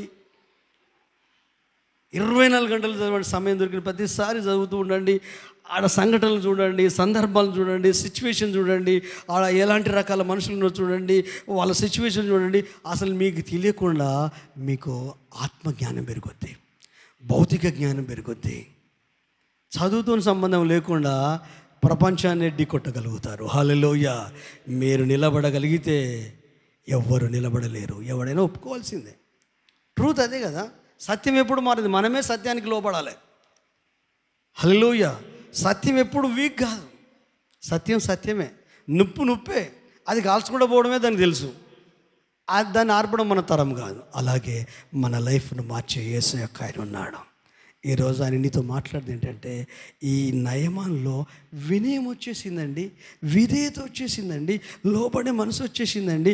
ఆ మనసులో ఉన్న ఏవైతే ఉన్నాయో అవన్నీ తీసేశాడు. వస్త్రాలు తీసేసినట్టు తీసేసి ఒక నార్మల్ పర్సన్గా వెళ్ళి ఆ కంపు వాసన వచ్చిన ఆ మురుగు నీళ్ళైనా కూడా అందులో మునుగగలిగేయడానికి కారణం ఏంటంటే, ముందు తన మనసు మారింది. మరి అంతకుముందు తన మనసులో అవన్నీ ఉన్నాయి. నేను రాజును కదా, లేకపోతే నేను సైన్యాధిపతి కదా, అవన్నిటి కింద నవ్వుకితే ఏం చేశాడు? ఆలోచింపజేశాడు. మీ ఫ్యామిలీ మిమ్మల్ని ఆలోచింపజేస్తుందా? మీ పిల్లలు మిమ్మల్ని ఆలోచింపజేస్తున్నారా? హల్లెలూయా. నా పిల్లలు నన్ను ఆలోచింపజేశారండి, మా పిల్లలు. హల్లెలూయా. నేను అప్పుడప్పుడు నా ప్రాబ్లమ్స్ మీరు ప్రేయర్ చేస్తారని చెప్తా కదా, డాడీ నువ్వు ప్రేయర్ చేస్తారని చెప్తున్నావు, పరోక్షంగా ఏమైనా సాయం చేయని అడుగుతున్నావు డాడీ, నీకు తెలియట్లేదు అన్నారు. ప్రార్థన చేయమని చెప్పడం తప్పు కాదు కదా. అంటే నేను 2 కిలోలు బియ్యం తెచ్చుకున్నా, రేషన్ కార్డు బియ్యం తింటున్నా అంటే నిన్ను ఎవరు నమ్ముతారు డాడీ? కుటుంబం మేము నమ్ముతున్నాం, నువ్వు చర్చలు చెప్పాల్సిన అవసరం లేదని. హల్లెలూయా. నిజమనిపించింది కదా. అందుకని మన సమస్యలు ప్రభువుకు చెప్పాలి, మన అద్భుత ఆశ్చర్య కార్యాలు సంఘములు చెప్పాలి. హల్లెలూయా. హల్లెలూయా, హల్లెలూయా. ఆ రోజు నుండి నా జ్ఞాపకం సరైతే ఆ రోజు నుండి ఇల్లు లోన్ విషయంలో చాలా విషయాలు చెప్పాను కదా, ఇట్లుంది పరిస్థితి అని.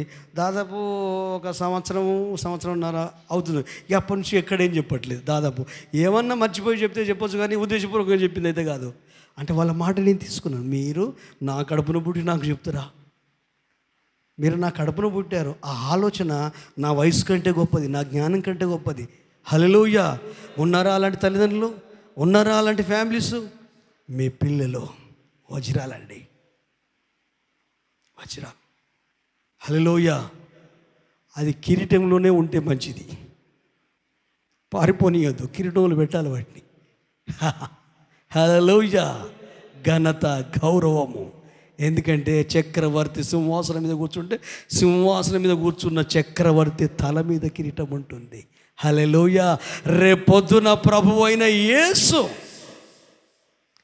ఒక జీవ కిరీటంలో అందరి మోకాలు ఉంటాయి. హల్లెలూయా. దేవుని సేవకులకు కిరీటం ఇస్తాడు, పరిచర్య సంబంధమైనది. అందులో మీ మోకాలన్నీ వజ్రాలుగా పొదిగిస్తాడు. ఎప్పుడు? పరలోకం పోయినాం కదా, ఇక్కడనే స్టార్ట్ చేయాలా. ఇది చాలా సాధన చేస్తే వస్తుంది. వింటంటే సంతోషం, ఈజీ అనిపిస్తుంది. ఈజీ కాదు, అభ్యాసం చేయండి. హల్లెలూయా. ఈ మధ్యకాలంలో ఎన్నడూ వాకింగ్ చేయని వాళ్ళు వాకింగ్ చేస్తారు, మంచిది. ఎన్నడూ జిమ్ముకు పోని వాళ్ళు జిమ్ముకు పోతారు, మంచిది. ఎన్నడూ ఎక్సర్సైజ్ చేయని వాళ్ళు ఎక్సర్సైజ్ చేస్తారు, మంచిది. ఆడవాళ్ళు కూడా జిమ్ముకు పోతున్నారు, మంచిది. వాకింగ్ చేస్తున్నారు, మంచిది. ఎందుకు? ఆరోగ్యం బాగుండాలి. హల్లెలూయా. ఆరోగ్యం బాగుండాలి, ఆసుపత్రికి దూరం ఉండాలి, మందులకు దూరం ఉండాలి, న్యాచురల్గా బ్రతకాలి. హల్లెలూయా. అది శరీరానికి. కానీ ఆత్మకు ప్రియుడని ఆత్మ వర్ధిల్చుండి. నీ ఆరోగ్యం బాగుంటే నీవు బాగుంటావు. ఈ సూచనలు నువ్వు చెయ్యి, వాకింగ్ చేయి, తప్పు కాదు. ఇప్పుడు బస్సులు వచ్చాయి, ఇప్పుడు వెహికల్ వచ్చాయి, ఇప్పుడు గాలి మోటార్లు వచ్చాయి, విమానాలు వచ్చాయి. హల్లెలూయా. అందరికీ అర్థమయ్యే భాష అంటాను గాలి మోటార్ అని. మీరంటే చదువుకున్నాంలే, ఫ్లైట్ అంటే మీకు తెలిసిపోద్ది, మిగతా వాళ్ళకు కూడా తెలియాలి కదా. మీరు అనవచ్చు, పాస్టర్ గారు వాళ్ళు కూడా ఇంగ్లీష్ పదాలు మాట్లాడుతున్నారు, హిందీ పదాలు. నిజమే, అది కూడా చాలా అడ్వాన్స్ అయిపోయింది. గట్టిగా చప్పలు కొట్టి ప్రభువుని మహిమపరుస్తామా? హల్లెలూయా, హల్లెలూయా. ఈ రోజు నుండి ఒక్క తీర్మానం తీసుకోండి. ఇంతకాలం ఏమో మీ ఎదురుగున్న వ్యక్తి మీరు చెప్పినట్టు వినాలి అనుకోకండి. నీ ఎదురుగున్న వ్యక్తి ఆయన చెప్పినట్టే వింటా అనుకోండి. హల్లెలూయా. ఇప్పుడు దైవిక విషయాలలో నేను ఇక్కడ ముందున్నా, నేను చెప్పినట్టు వాక్యానుసారంగా మనసాక్షిని బట్టి మీరు వినాలనుకోండి. అదే మీ ఫ్యామిలీలో ఎప్పటికీ మీదే నడుస్తూ ఉంటాయి కదా పెత్తనం అంతా. కొన్నిసార్లు భార్యకి ఇచ్చి చూడు, కొన్నిసార్లు పిల్లలకి ఇచ్చి చూడు, వాళ్ళ మాట కూడా విని చూడు, భర్త మాట కూడా విని చూడు. కొంతమంది భార్యలు వినరు. ఈమె ఏం చెప్తే ఆయన అది చేయాలి. SIT, stand. ఇటువంటి మందిరంలోనే సింహాలు ఇవి. ఇంటికి పోతే పిల్లులు. హల్లెలూయా. అలాంటి వాళ్ళు ఉంటే ఈ రోజు నుండి మీ భర్తకు అవకాశం ఇచ్చి చూడండి, పిల్లలకు అవకాశం ఇచ్చి చూడండి. ఎదుటి వ్యక్తి మాట వినండి, ఆలోచించండి. మంచిదైతే మీ కుటుంబం చెప్పినట్టు వినండి. అది నువ్వు నమ్మిన యేసుకు దూరం చేయొద్దు, నీలో ఉన్న పరిశుద్ధాత్మ దూరం అయ్యేటట్టు చేయొద్దు, నీలో ఉన్న వాక్యము నిర్వీర్యం కావద్దు. ఆ కృపలో మహిమ నుండి అధిక మహిమలకు ఎదగాలి. హల్లెలూయా. ఆయన కృపలో నువ్వు దీవించబడాలి. ఇంకా మునుపెన్నట్లేని పెను మార్పులు నీలో రావాలి. కుటుంబంలో, భార్యలో, భర్తలో, విశ్వాసులలో, సంఘస్థులలో, ప్రతి బిలీవర్ లోపల రావాలి అంటే మనం అవకాశం ఇవ్వనంత వరకు ఎవరి లైఫ్లో రాదు. హల్లెలూయా. నువ్వు అవకాశం ఇచ్చినాడు. నయమాను ఎప్పటి వరకు తన మనసును మార్చుకోలేదో, తనకు నచ్చినట్టు మాట్లాడుతున్నాడో, ఇష్టం వచ్చినట్టు దురుసుగా ప్రవర్తిస్తున్నాడో, అప్పటి వరకు దేవుని కార్యము జరగలేదు, రోగం పోలేదు. ఎప్పుడైతే పక్కనున్న వ్యక్తి ఆలోచింపజేశాడు, ఆమె నీ భార్య అవ్వచ్చు, మీ పిల్లలు అవ్వచ్చు, మీ భర్త అవ్వచ్చు, సంఘస్థులు అవ్వచ్చు, మంచి స్నేహితులు అవ్వచ్చు, మంచి సహవాసంలో దేవుని సహవాసం ఉన్న వాళ్ళు అవ్వచ్చు. ఒక్కసారి వినిచూడడం. ఒక 21 డేస్ జస్ట్ వాళ్ళు చెప్పింది చూద్దాం ఎట్లుంటుందో, చేద్దామా ప్రయత్నం. హల్లెలూయా. ఫస్ట్ మీరు చేయాల్సిన చిన్న ప్రయత్నం, మీకు ఇచ్చిన హోంవర్క్ ఏంటిది? 8 గంటలకు ప్రారంభ ప్రార్థనలో ఉందాం, ప్రయత్నం చేద్దాం. ఇప్పుడు ఇంట్లో ఉంటాయి, ఇప్పుడు నాకు ప్రాబ్లం వచ్చింది కదా, నేను ఉందాం అనేసరికి మీరే ముందు అయిపోయినా నేనే వెనక అయిపోయినా, అంటే ప్రాబ్లమ్స్ ఉంటాయి. కానీ ప్రయత్నం చేద్దాం. నెక్స్ట్ సండేనే వస్తారన్న రూల్ ఏం లేదు. మీరు ప్రాక్టీస్ చేస్తే ఒకరోజు కరెక్ట్ 8 గంటలకు మీరు రాగలుగుతారు. అది నా ప్రయత్నం.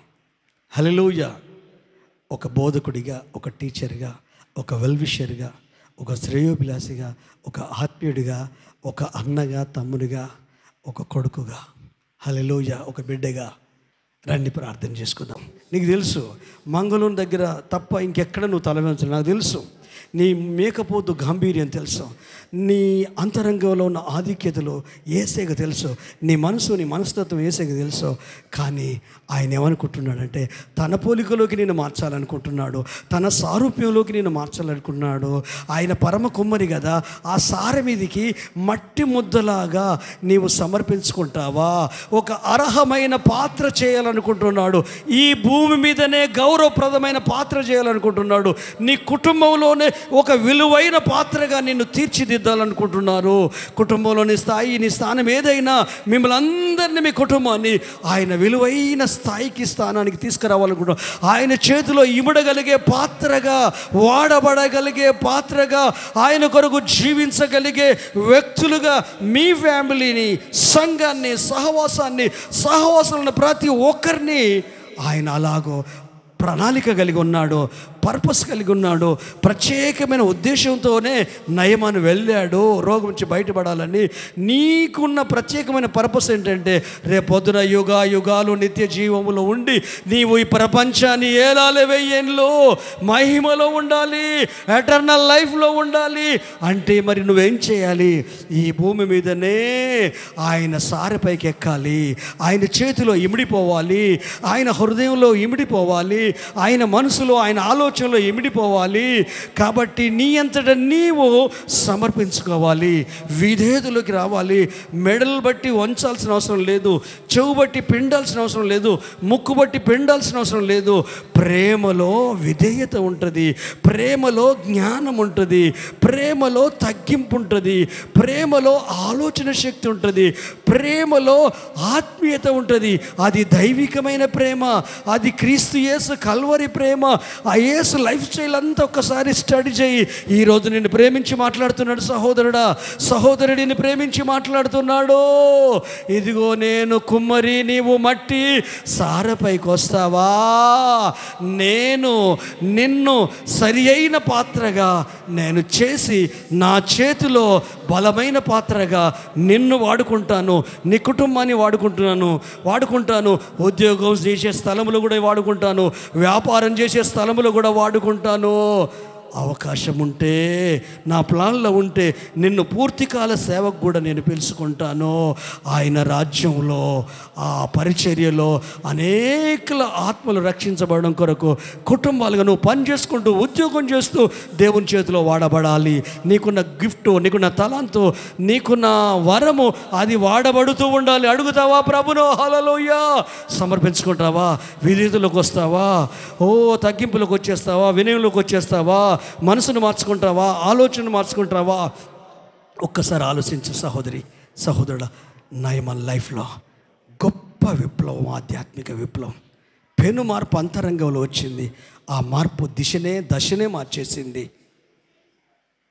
మూర్ఖత్వంతో వెనక్కి తిరిగి వెళ్తున్న వ్యక్తి యోర్దాను వైపు మరలాడు. మనసులో ఏమి లేదు, ఆలోచనలో ఏమి లేదు, ఎంప్టీ మైండ్ అయిపోయింది. అనుకున్న ఆలోచనలు ఏవి తీసేశాడు. ఒక్కటే ఉంది, యోర్దాను నదిలో మునగాల, నేను లేవాలా, 7 సార్లు మునగాల, లేవాలా. నీ ఆలోచన ఒక్కటే, యేసు వలె మారాలి, యేసు వలె మారాలి. ఈ భూమి మీద ఉన్నప్పుడే నీ ప్రవర్తనలో, నీ నిర్ణయాల్లో, నీ లైఫ్లో, నీ కుటుంబంలో, నీ ఫ్యామిలీలో నువ్వు తీసుకున్న తీర్మానాల్లో ఆయన స్వభావం, ఆయన గుణగణాలు, ఆయన చీకట్లో నుండి వెలుగులోకి పిలిచిన ఆయన గుణాతిశయాలు ప్రసరించాలి కదా. అడుగుతావా? 2 చేతులు ఎదురు నీవు ఒక్క నిమిషం సమర్పించుకుందామా? మనస్ఫూర్తిగా సమర్పించుకుందామా? అయ్యా, నేను నీ చేతిలో ఉన్న మట్టి పాత్రనయ్యా, మట్టి ముద్దనయ్యా, నన్ను మంచిగా మలచవా తండ్రి, నీ చేతిలో అర్హమైన పాత్రగా నన్ను తీర్చిదిద్దవా. ఇది ఈ క్షణం నుండి నేను నీ సన్నిధికి లోబడుతున్నాను అయ్యా, వాక్యానికి అనుగుణంగా నా జీవితాన్ని కట్టుకుంటాను అని 2 చేతులు జోడిస్తావా? చిన్న ప్రార్థన మీ అందరి కొరకు నేను నీ ప్రభు పాదాలు పట్టుకుని ప్రార్థించబోతున్నాను. స్తోత్రం, హల్లెలూయా. మనస్ఫూర్తిగా హల్లెలూయా. ప్రేమల తండ్రి, మీకు వందనాలు. నాతో మాతో కూడి వచ్చిన మా అందరితో నువ్వు మాట్లాడావు. నిజంగా చాలా నా ఇంట్లో జరగాల్సిన కార్యక్రమాలు ఉన్నాయ్యా. అది ఆరోగ్యం అవ్వచ్చు, ఉద్యోగం అవ్వచ్చు, గర్భఫలం అవ్వచ్చు, అప్పులు తొలగిపోవడం అవ్వచ్చు, ఆనందంగా ఉండడం అవ్వచ్చు. అసలు మా కుటుంబం బాగుపడుతుందా, మా ఫ్యామిలీ బాగుపడుతుంది అన్న నిరాశలో ఉన్న కుటుంబాలు కూడా లేకపోలేదయ్యా. నా కుటుంబంలో నిరాశ ఉంది, నా ఇంట్లో గలిబిలి ఉంది, నా గుండెలో వేదన ఉంది, మనసు గాయమైంది, నెమ్మది లేని పరిస్థితిలో ఉన్నాను. అయ్యా, ఇంతకాలం నీకు లోపడలేదు, నాకు నచ్చినట్టు జీవించాను, నాకు అనిపించిందే చేశాను, వచ్చిన ఆలోచన నెరవేర్చుకున్నాను, ఏది అనిపిస్తే చేసుకుంటూ వెళ్ళాను. కానీ నాకు ఈరోజు తెలిసిపోయింది, నాదే నడిపించుకున్నానని. మానవ చిత్తం చావకపోతే దేవుని చిత్తం మొలకెత్తదని ఎన్నోసార్లు విన్నప్పటికీ ఆ చిత్తానికి నేను లోపడలేకపోయాను. నేను నా జీవితాన్ని, నా కుటుంబాన్ని, నా ఫ్యామిలీని నీకు అప్పగిస్తున్నానయ్యా. బలిపీఠం మీద, సార మీద అప్పగిస్తున్నానయ్యా. కుమ్మరైన యేసయ్యా, నీ చేతులకు అప్పగిస్తున్నానయ్యా. దాన్ని ఎలా పిసుకుతావో, ఎలా ఒత్తిడి తీసుకొస్తావో, ఎలా మెత్తన పరుస్తావో, ఎలాంటి పరీక్షలు పెడతావో, అన్ని పరీక్షలలో ఎట్లయితే నయమాన్ని నెగ్గి మనసు మార్చుకొని అద్భుతం పొందినట్టు, ఇది ఇక్కడ ఉన్న ప్రతి కుటుంబాలు అద్భుతాలు అనుభవించుదురుగాక, ఆత్మకార్యాలు జరుగునుగాక, భౌతికంగా దీవెనలు వచ్చునుగాక, మానసిక సంఘర్షణ నుంచి బయటపడుదురుగాక, ఆత్మీయంగా బలపరచబడుదురుగాక, ఆర్థికంగా దీవించబడుదురుగాక, ప్రతి నిరాశ నిట్టూర్పులు ఎగిరిపోవునుగాక, బాధ కోపము పూర్తిగా తొలగిపోవునుగాక, మరణించాలన్న ఆలోచన యేసు నామములో తొలగిపోవునుగాక, బ్రతకాలన్న ఆశ చిగురించునుగాక, కుటుంబం బాగుపడుతుందన్న ఆశ చిగురించునుగాక, ఐక్యత, అనుబంధాలు, బంధాలు అనే అనుభవంలో నుండి ముందుకు వెళ్ళగలని మీ కృప నీ బిడ్డలకు అనుగ్రహించుదురుగాక. ఈ భూమి మీదనే ఒక ఆనోకు కుటుంబంలాగా, ఒక నోవహు కుటుంబంలాగా, ఒక కొర్నేలు కుటుంబంలాగా, ఒక యెహోషువ కుటుంబంలాగా, ఒక అబ్రహాము కుటుంబంలాగా ప్రత్యక్షత కలిగి నీ రాకడ కొరకు ఈ భూమి మీదనే సిద్ధపడుదుముగాక. అప్పుడు ఎదుర్కొనే ధైర్యము, నిరీక్షణ, విశ్వాసము మా అంతరంగంలో నువ్వు కలిగించుదువుగాక. మేము జీవించే జీవితమే మాకు ధైర్యం పుట్టించునుగాక. మేము బ్రతికే మాకు నెమ్మదిని కలిగించునుగాక. అట్టి కృపలో తీర్మానం తీసుకున్న ప్రతి వ్యక్తిని దీవించి ఆశీర్వదించి కాపాడమని యేసు నామములో అడుగుతున్నాము తండ్రి. ఆమేన్.